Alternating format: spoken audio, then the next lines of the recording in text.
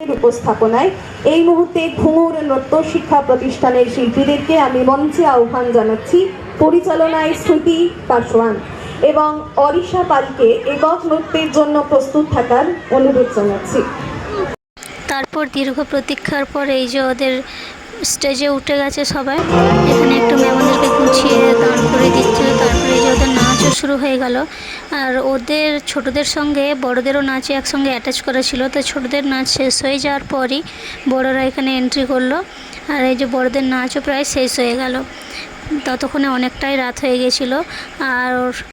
আর ওদের ওখানে নাচের ওখান থেকে একটা টিফিনের কুপন দিয়েছিল। এই কুপনটা মেলার যে কোনো একটা দোকানে দেখিয়ে খাবার নিতে বলেছে, তা আবার 30 টাকার মধ্যে। তো দোকানে এসে জিজ্ঞাসা করাতে বললো 30 টাকার কোনো খাবারই নেই।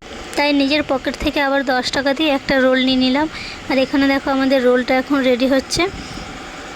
আর তারপর ফাইনালি আমাদের গরম গরম রোল রেডি। আর এই যে ততক্ষণে অনেকটাই প্রায় রাত হয়ে গেছিলো। আর সেই খিদেতে থাকতে পারছে না। আর ওকে গরম গরম দিয়ে নিলাম দেখো। তারপরে রোল খেতে খেতে বাড়ি চলে এলাম।